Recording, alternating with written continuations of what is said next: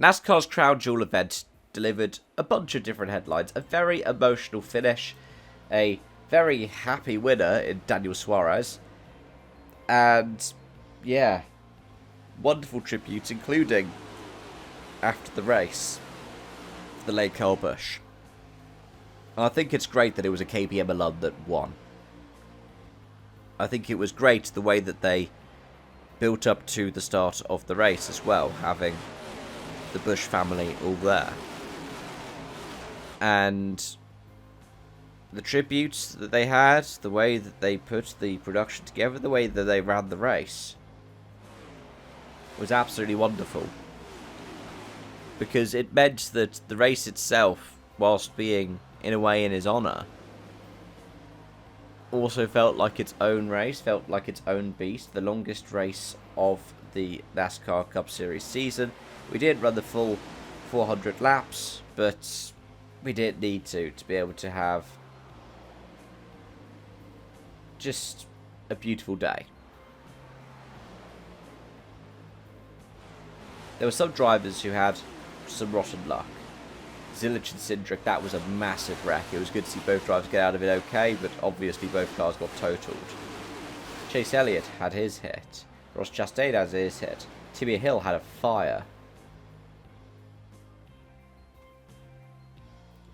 Catherine Legg, I'm so glad Catherine Legg was running at the end of it, given that she ended up out barely 20 laps into the Indy 500. But she managed to run more of the Coke 600 than Kyle Larson did, even the years he did the 1100. That said, Kyle Larson in the 5 got a top 5 on the day, with his name being changed to Little Kyle on the top of his car. I don't know if anyone noticed that. That was a nice kind of tribute to Rowdy that he had. But on the day, it was quite a Toyota day, and particularly for the main teams. I know Bubba Wallace ended up picking up a penalty, drops off the lead lap.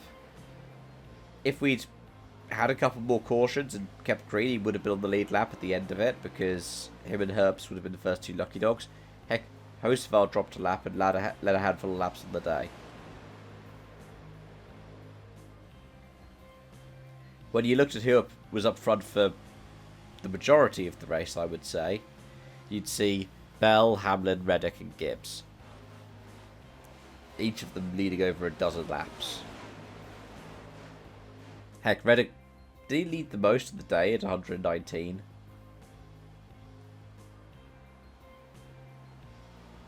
It just tells you the level of competitiveness up at the front. It tells you how good the Toyotas are at working together this season. I'll tell you who else did impress, though. With 11 laps led on the day, he's just outside the top 10. He was in 11th, but he was in the top 10 and a heck towards the top 5 for quite a lot of it. Shane van Gisbergen. SVG has continued to develop himself as, I would say, the lead trackhouse car at this point. I mean, you look at the standings, he's now 14th in the point standings. Chastain is the next best trackhouse, 23rd. And the gap between them is nearly 80 points. Zilich is a rookie, and Zilich has had some rotten luck.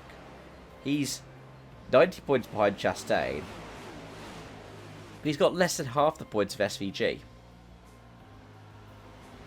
And when you look at his performances, SVG has, what? A win, 2 top 5s, 3 top 10s. And we've only had, what, 2 road courses of the year so far? He has proven to be relentlessly consistent, proven by the fact that he's jumped, 2 DNFing drivers in Briscoe and Preece. But he's also just behind Bubba Wallace.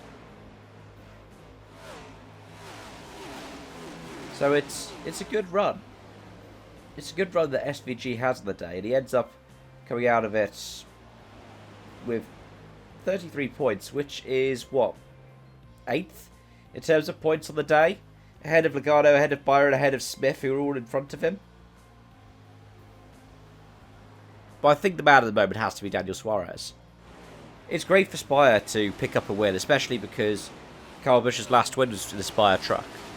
Spire who took over KBM essentially.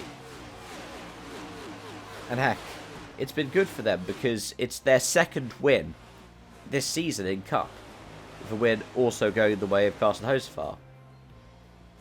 I'd love to see McDowell also win. You know, get that 71 onto victory lane. It'd be great to see because he's good at road courses, he's good at super speedways, and he's supposed to be the kind of flagship guy for them.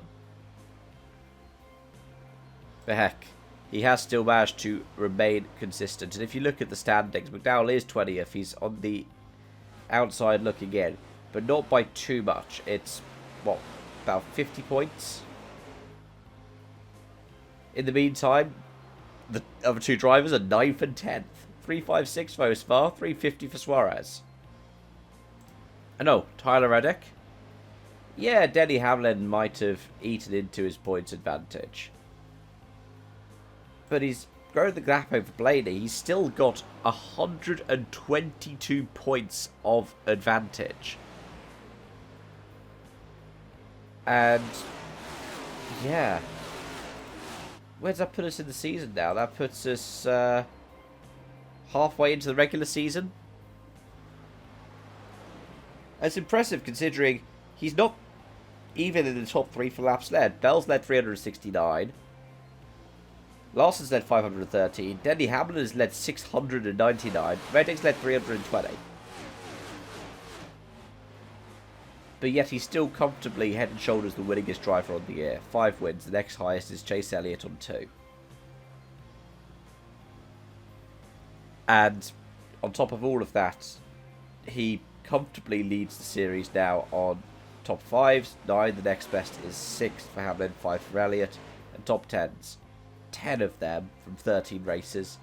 Ty Gibbs is next, by the way, on 9. Then it's Hamlin and Blaney on 8. Then it's 7 for Elliott and Larson. Ty Gibbs is 4th in the standings, folks. I don't know what it is. Maybe it was just the Chris Gabehart comments just spurred him on. Anyways, as always, folks, thanks so much for watching and joining. Thanks for continued support. Let me know any of your thoughts in the comment section down below. But, until next time, it's bye for now.